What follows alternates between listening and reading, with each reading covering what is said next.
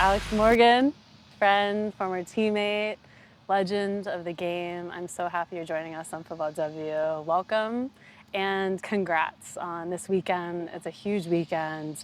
Your jersey retirement in your hometown, your home club. How are you feeling? I'm feeling really good. Just very loved. I feel like I just have given so much to this city, and I just absolutely love living here, raising my kids here. And so to have my number retired this weekend is going to be a really great moment for me and my family. And I have a lot of family coming out for it. And I'm like, I don't even have to play on the field. I get to like hang out with you guys and enjoy this moment. So it's going to be really fun. It's great. So we'll get into more of that in a little bit, but I want to kind of take it back to the very beginning of your professional journey and those early years to help start the NWSL and also on the international stage. What stands out to you the most of who you were then compared to who you are now? When I look back to my first few years playing professionally, I looked back to just how, first of all, how young I was and how I just wanted to follow in footsteps of players like Abby Wambach, players like, the captain of the national team, Chrissy Rampone at the time, players that really fought so hard for what they had at the time. And we look at the NWSL and really how far the NWSL has come, and players, international players choosing to play here, Americans choosing to go abroad. Like, there's all this movement, and there's all these, like, the facilities are great, the stadiums are great. There's the first women's professional soccer stadium ever built in the US in Kansas City. I look at all these things and I think back to like my first couple of years and just where the growth has been, just in the landscape of football, but me personally too. And just all of the like ups and downs and ebbs and flows of my professional career and where I came now and where I am now. And I'm just like really at peace with how everything unfolded. And it was by no means perfect. It was very imperfect, everything but perfect, but it was exactly the way it was supposed to be. And from those beginnings, you went on to create obviously so many unforgettable memories. What are your favorite moments on the field or even off that you feel like you'll carry with you forever? I just like laugh thinking back to 2013 NWSL because we No sock. We were like fighting for socks. Yeah. Yeah, shoes. We fly to Western New York. We're with Portland Thorns. We win, and I look at even the championship rings they have now. I just can't wait to show you guys ours from 2013. Oh my goodness! Was there like I have it somewhere. One little diamond, or like it was what? like, like a band, like a wedding band, a men's wedding band. It was like that, but like smaller, no diamonds, like no nothing. Yeah, I'll show you guys that one day. But I look back to those moments and I'm like, those were, such happy moments, like at the time. And that was when, no one was watching. And that was when we didn't have our sport played on TV. That's when we didn't have millions of fans tuning in. So those are kind of the moments that like all make right now worth it. Was there a moment where you felt like this is exactly why I play this sport? Do you remember any time? There's definitely a couple of moments. But I would say, actually, us being here in San Diego right now, our first game at Snapdragon, filling it with 32,000 people. And I vividly remember just taking a moment to like look around and be like, this is, not only is this home, but these people are out here like enjoying a Saturday afternoon, a Saturday night of soccer, watching women's soccer and enjoying like this great product out on the field. And it was just like a proud moment. And everything you've accomplished came, a spotlight that never really went away for you. And I saw it firsthand, being your teammate over the years with the U.S. Women's National Team and Orlando Pride. I mean, just the energy you always had to give everyone constantly. How did you manage mentally having the biggest following and the most eyes on you throughout your career? There were definitely times where I feel like I had to like reel it back a little bit. I had to be a little more buttoned up. But I think when I look at my teammates, both with the national team and my club team that I was on, I was just one of the team.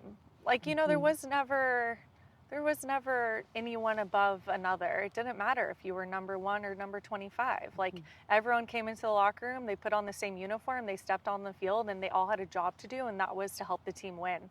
So I feel like that was kind of the mentality I had, and that was a mentality that was always passed down with the national team too. It's like you do what you need to do for the betterment of the team. And so I feel like I carried that through with me in a lot of ways. Like, there was a lot on my shoulders, especially with the NWSL, to grow it. And then when social media became big, it was always, you know, promoting the league, promoting my teams, doing as much as I can to bring eyes to the game. But I think it was just always appreciating and knowing when I came back to my family and back to my team that I was just Alex. I was just one of them. And with that comes a lot of pressure, right? And I feel like we both, more so you in that situation, thrive under all that pressure. How did you, you know, keep playing at such a high level consistently year after year, dealing with all of that pressure? I think some people may say consistent. I know that there was definitely I was years, there every day, though. I was there every day, though. There was seasons or years where, you know, there was dips for sure. And I think that then made me want it more. It made me want to get back on top. No one could stay on top year after year.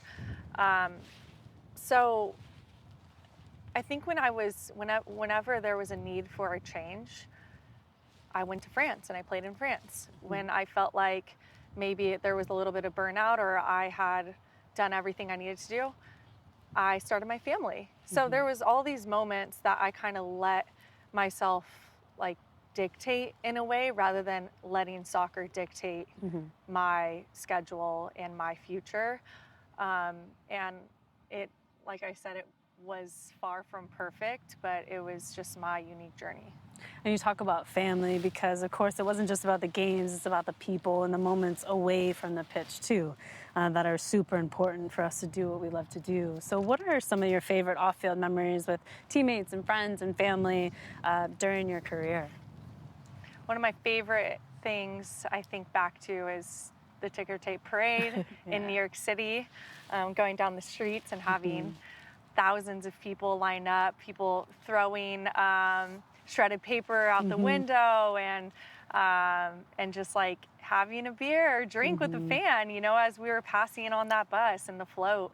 I think to those moments where you just get to let loose for a couple days after like years of grinding. Those are the moments that I really loved off of the field. And I think another moment is just like, we went all around the country, all around the world, spent weeks at a time where, you know, it was like a sisterhood with the national team. And so we woke up and you have breakfast and you're like, what coffee shop are we exploring today? Like, what game can we entertain ourselves with today? What gossip is there to be found? Yeah, exactly. So those are definitely the moments that I absolutely loved. I remember one year, I was just going to say, spending 288 days together as a group.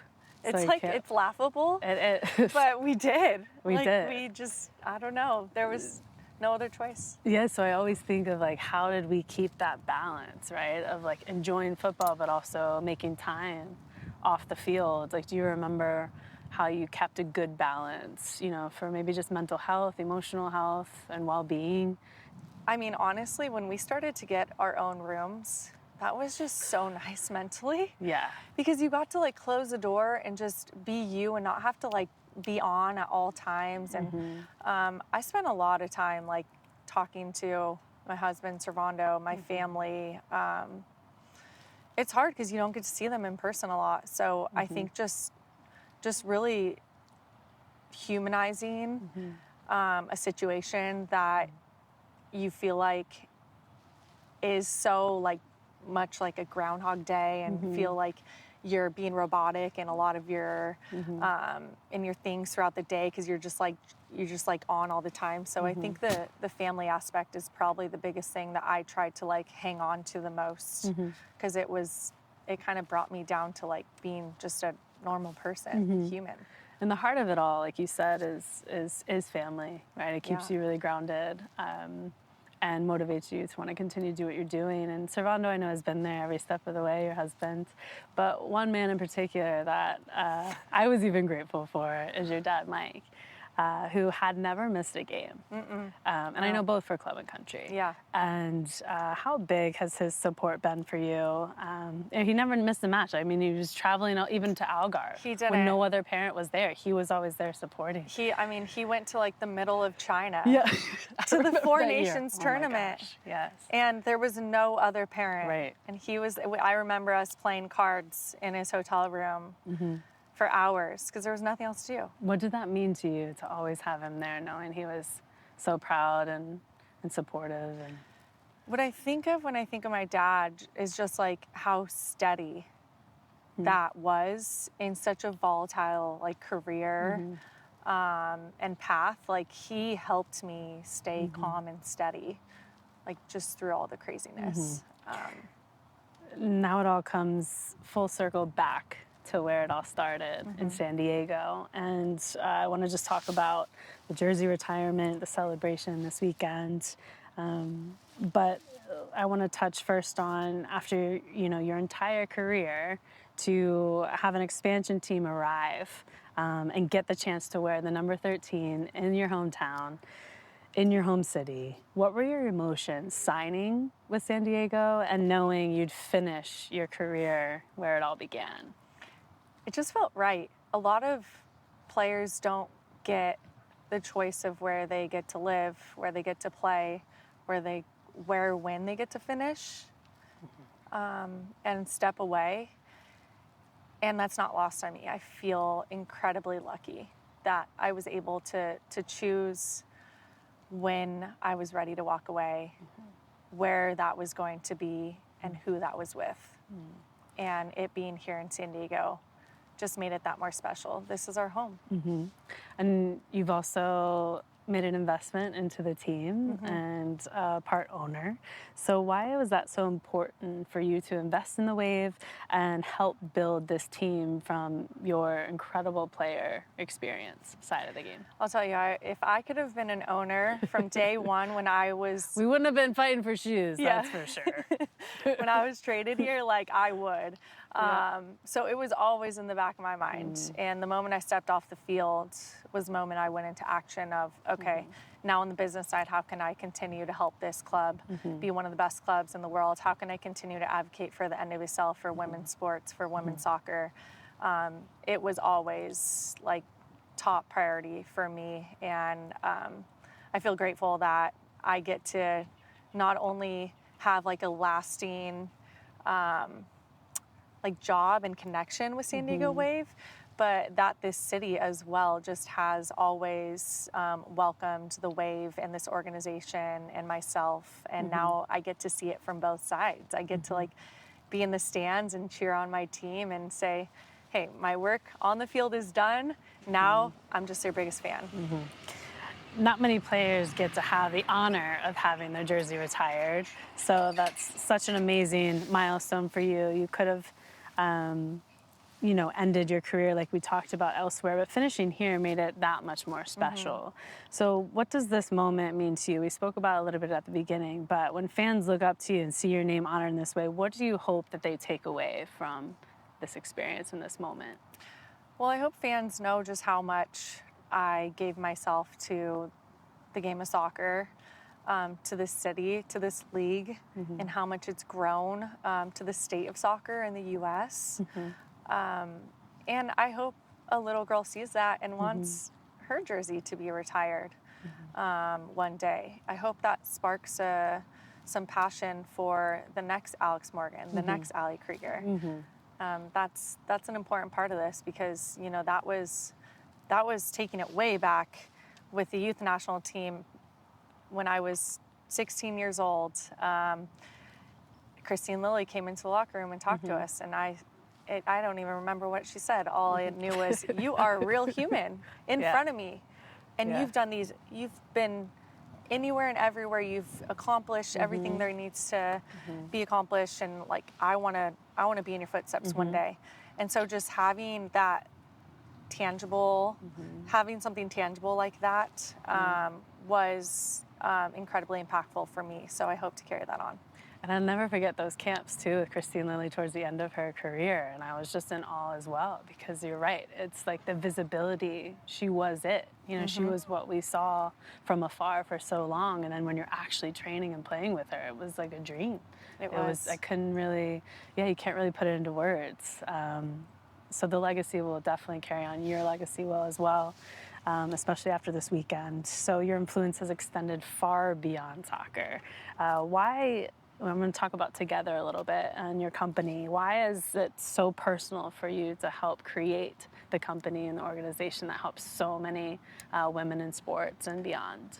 Together was an idea, passion project that came to life about 4 years ago. And the idea behind it was for women to be able to dictate our own stories, for us female athletes to have a community to be rallied around by, to have a community of women's sports fans, and to know that there is women supporting women, and I wanted to create a platform for that. Together has been able to do that through lots of content that we've put out, but also Everyone Watches Women's Sports, which we've seen anywhere and everywhere, which is amazing. But it was really an idea that I had that I wanted to do together with other female athletes, and that became a reality with Sue, Chloe, and Simone back in 2021. And it's only grown. The space has, the women's sports landscape has grown also incredibly in only 4 years. And I feel just like very lucky that I've had a front row view, and I've also been in the middle, like in the thick of it for the last 5 or 10 years. I think some of these players coming up that are 18 years old have no idea kind of what we went through 5 or 10 years ago, and that's good. I don't want them to know any different. It's the way it's supposed to be, right? Obviously, you even stepped into other arenas. I want to touch on your recent tennis pro experience right before the U.S. Open. What was it like? Myself into? I heard you only had a couple training sessions. I don't even know if that's what they call it. I don't know.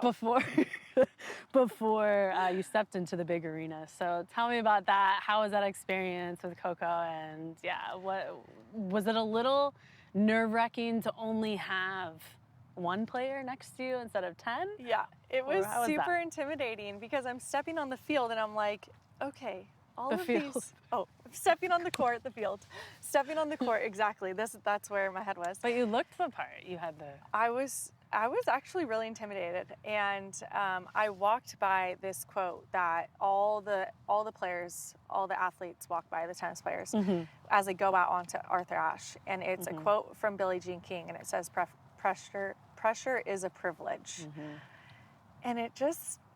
All these memories of me playing in these big games came flooding back because, people ask why I kept playing, what else there was to accomplish. And it's like, it's for those moments. You can't explain being able to step on a court or a field, look around and see all of these people having these expectations of you.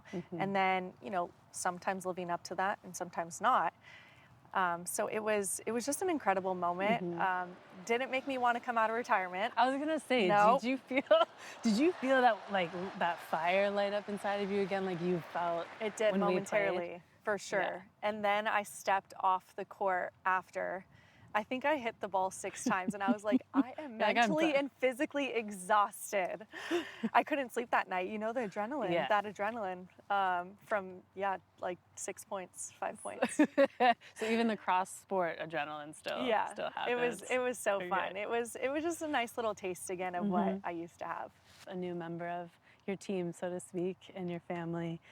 Beautiful baby Enzo. A girl and a boy like you. I know, amazing. You're like, okay, that's good. Life already changed. So now with baby number 2, I know that's like, it takes it a whole nother level. It's really hard. So how has that been adjusting to being a family of 4 now? It's so fun. It's hard, but it's fun because I get to enjoy the little moments and the milestones and the smiles a lot more than I got to with Charlie, because she was just on the road with me all the time. So now I just get to slow down and really take it all in, and it's so much fun. What type of mom is Alex going to be on the sidelines? Are you going to be like the intense one who's going to want to jump in and help out? Or are you going to be the one with your cooler, chilling in your chair, the umbrella? So far, it's that one. Okay. It's the latter. We'll What's see. in your cooler? What's in your cooler? Well, I'm not going to share that. It depends what time of day. No, Yeah. Coffee, lots of coffee. Yeah, okay. But I think I'll just like be on the sideline. I don't really want to push my kids into sport, but they naturally, I'm saying they, like Enzo knows what he wants. Right. Charlie naturally loves like playing sports, which I love. As long as you're getting outside, you're staying active, like I'm all for that. And actually Charlie, they just had their first practice yesterday, and their jerseys are orange. What are they? They're the something tigers. It was the spicy hot tiger. I don't know. Okay. So we'll see. I'll be posting a picture. Report soon. back on that. Yes. Okay. Yeah. Okay, good.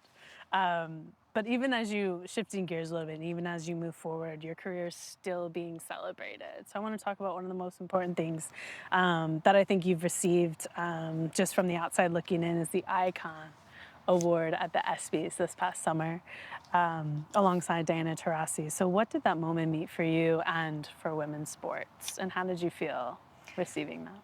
It was pretty incredible sharing the stage with Dee. She's a legend in basketball. So it was awesome to be able to get up on stage and kind of riff with her a little bit and give each other their flowers. And I always have watched the ESPYs and looked forward to the Icon Award and seeing who was honored. So now for that to be myself, it was a little bit of a surreal moment because I've honestly gone to the ESPYs and just really looked forward to that moment for that particular athlete to get their flowers. And I just remember Abby getting that, 9 or 10 years ago, and her standing on stage with, I think it was Peyton Manning and Kobe Bryant. And just being like, yeah, that's badass that she's standing up there with them. And that was 9 or 10 years ago. So it was a cool moment. I really celebrated with my family. So when you look back across your career, I just like to ask other players this question because it's really interesting, like what you're most proud of. And it doesn't have to be a specific soccer moment, but what would that moment be for you throughout your entire career that you've celebrated? I'd say just with the amount of work put into this and what it has done both in and out of the sport is the equal pay lawsuit. We were alongside each other fighting for equality for years. And to be able to achieve that, was a moment that we never knew if it would happen. And I think that is something that is studied and looked at today and in 10 years and in 50 years. I think back to moments like Title IX and the ability that I had to get a scholarship and play soccer in college. And I think settling on this equal pay lawsuit and getting true equality moving forward, both with payment and treatment of the women's and men's teams, is one of those moments that people will look back on. I agree. I think of that moment often in fighting with each other, alongside each other for women across the world in all industries, not just for us specifically, it wasn't a selfish fight. It was for everyone. It wasn't to soccer. benefit It wasn't from. just It wasn't sport. soccer, It yeah. was for industries. all women. Right. And when you step back and see everything, your career, your family, your foundation, too, which we didn't get a chance to touch on, but what impact of your foundation, especially supporting moms and women's, is your favorite piece about why you developed the organization foundation to help? It's really hard to pinpoint like a specific thing that I love about my foundation, because I feel like all three pillars of the Alex Morgan Foundation is what I'm most passionate about, and it's really to help lend support to moms, especially new moms, whose lives are really turned upside down and figuring everything out, and the burden really falls on the mom. So lending support to them, sports equity, which we just talked about, Right. with the lawsuit, and kind of just, helping increase access for girls to be able to play sport. And the last thing is helping create more opportunity for girls to play sport and gain confidence and self-esteem through sport, and using sport as a vehicle to build character and lifelong skills in life. And lastly, I think this is such an important question, just also as a mom, and you want the best for your kids. You want to give them everything you can. You never want to tell them what to do or how to do it, but just give them the tools to help them figure it out for themselves. So when they get older and they look back and they think of you and see the legacy that you've left and what you've accomplished, what do you want them to be most proud of as your children? I want them to be most proud of, well, I think what I really want my kids to know is that I supported them, like in all facets of life, and that no dream is too small or too big, and that I gave them the opportunity to pursue their dreams, and that first and foremost I was mom, and that I always put them first, and that this community that they're being raised in here in San Diego is one that that will help create and increase these opportunities that maybe they might follow through with later in life or as an adult. I hope that they're proud of the work that I'm doing here in the community. We always end this, and I know we've done this before, but a little quick fire if you're open to it, if we have time. Okay. Let's do it. This is always the fun part. Okay, I have to be quick with my responses. Okay. All right. Yeah, just don't even think about it. Okay. Just one or the other. Surfing or golfing? Golfing. Tennis or paddle? Paddle. Tacos or burritos? Tacos. Florida beaches or Cali beaches? I mean, Okay, I don't do even love the answer. warm water of Florida beaches. That's okay. Cook at home or going out to eat? Have someone come over to cook at home for me. Great. Okay, a little bit of both. Workout or spa day? Spa day. Yeah, I know. Hello, I've been working out my whole life. Okay, matcha or coffee? Coffee. Disneyland or Disney World? Ooh. Disney World? Yeah, Well, I agree. Yeah. I agree. The OG. Yeah. Soccer mom or soccer player? Soccer mom. A little bit of both, Yeah. too.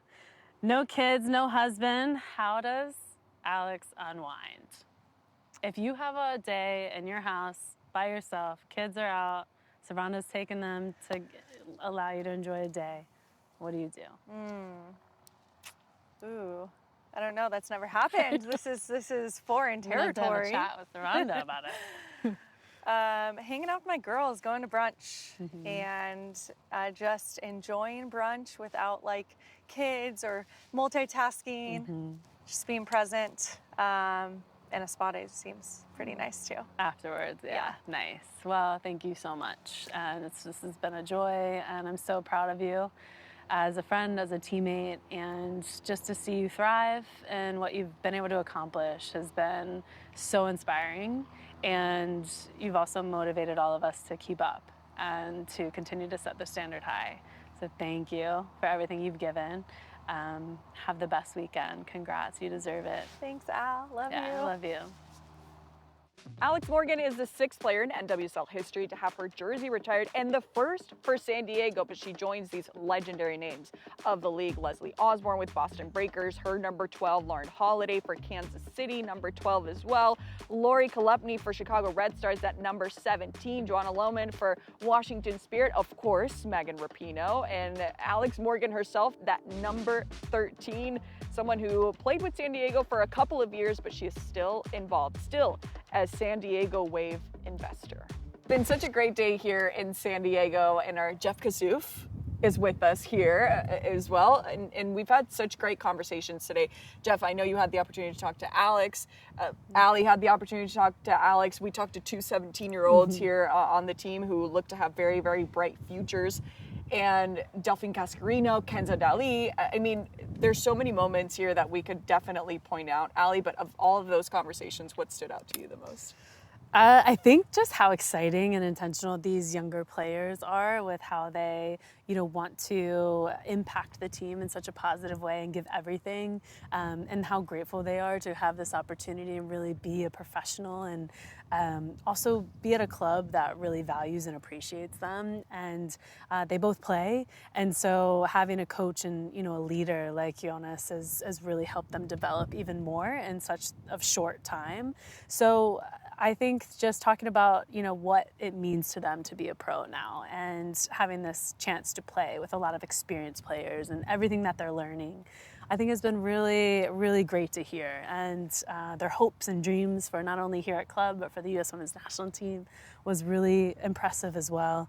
And that's what you want for every single player in the pro league, to want that goal to make it to the national team and win a World Cup. And so it was refreshing to hear them and their willingness to give everything to have this opportunity. Yeah. So it's going to be exciting to see these last few games and how they do and towards the playoff push. Yeah, I mean, still a relatively new franchise that we're talking about with San Diego, Jeff, and there seems to be already this culture that we're seeing. How big will that be for them heading towards the end of the season? And we asked specifically about beating Kansas City, their last game of the regular Everybody's season. trying to beat Kansas City. Of course. Yeah, I mean, they had their big off-season rebuild, obviously, after a difficult, a trying, insert your superlative, your word for last year. So, I think that they've brought in, obviously, Jonas Eidevall at the top for a new coach, and then the players that they've brought in, I mean, they've established an identity.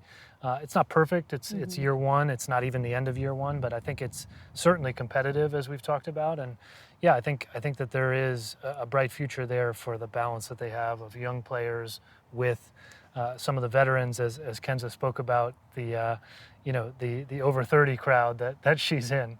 Yeah, yeah, absolutely. I love how Kimmy told us that she just didn't sugarcoat anything and said just how it was. And Kenza, even with us, too, being very open. You were kind of taken aback as to, she could have been wearing a different jersey here a few seasons ago, Allie. Yeah, she told me, and it was such a surprise that, she was first looking to come to Gotham, and I was like, wait, when was this, happened? and what did I miss, and when, I could have helped, what's going on? That would have been so great to play alongside her towards the end of my career as well, but incredible player, wonderful person, and I didn't really get to, see that until today, speaking to her. And then what I loved about what she said about her being, that player that kind of can push Kimmy is the reason was because she sees the potential in these players and she wants to help them give more and become the player that they truly can become, because she sees, how wonderful and talented they are. So that was really, really refreshing to hear. And she was also talking about how old she is at 34 and how, she's a veteran, and I'm like, yeah, you are a veteran in your experience, but I ended at 39 and you have plenty of time left. You need to stay here forever as long as you can play. So having a few laughs with them about that and her also being able to help Delphine kind of feel more comfortable within the squad, and Yeah, you know, love helping that. her speak the language too, and encouraging her more to speak English was really nice to hear. So what a great duo. They're super impressive, and the way they've impacted this team in such a positive way to kind of get them to where they are has been really great to see. Yeah, the sport globally too, to just have them both there in front of us. Jeff, and we know that they will be a very important part. I know we talked about towards the end of the season, but coming up this weekend, we're so excited to be at Snapdragon for their game against Houston Dash. What kind of San Diego Wave are you expecting to see? Well, it should definitely be a hungry Wave team. I mean, there's obviously the pregame moment, or sorry, the postgame moment, but the day that is Alex Morgan's jersey retirement. But, you know, a team that is trying to challenge near the top of the table, and a Houston team that is also trying to get back into that playoff picture and get into the bottom part of that playoff field. So, you know, I think that this is sort of a sneaky, quietly important game for both teams. And, you know, San Diego, I mean, if they want to be in those top positions, hosting a playoff game again, you know, this is one that they really have to win. Yeah, absolutely. Houston wants to come in and spoil the party, Allie, but it's not going to be easy. No, it's not going to be easy, but Houston also have had, you know, some spurts that have been really good moments in games, and the way that they've been able to keep possession and score a few goals, surprising teams here and there and being a little bit unpredictable. I think, you know, San Diego can't take their foot off the gas, and they have to be able to play the way that they play, and then if they do that, then they're unmatched. But Houston will present, you know, a few problems here and there. It's just the matter of what Dolly was talking about today, about finishing those chances that they create, because they create a lot, but they need to finish those chances off. And if they can do that, then Houston will have no chance. But Houston has been surprising in the past few games where they've been able to create chances, score goals, and play this unpredictable football that, you know, they haven't really been playing all season. So, you know, everyone's fighting to get in the playoffs now. So San Diego and Houston both have to bring their best games. Yeah, absolutely. And it's that point of the season where, I mean, we've seen lately, and we talked about it earlier in the week, what we've seen from teams like Chicago, Utah snapping that winless streak, Houston here. They could really be an annoyance to the teams who kind of, I don't want to say are sitting comfortably, San Diego Wave in third place, but they really have to be careful with the points that they're going to drop. So as we said, a big game coming up this weekend, but we have a nice doubleheader as well on Sunday, starting with Angel City facing your Gotham Alley. And of course, we will be there at Snapdragon. So looking forward to that. My first time in San Diego, first time at Snapdragon. Of course, can't wait to see this matchup, San Diego Wave, yes, against my Houston Dash. So we will see you all there. Thanks for hanging out with us.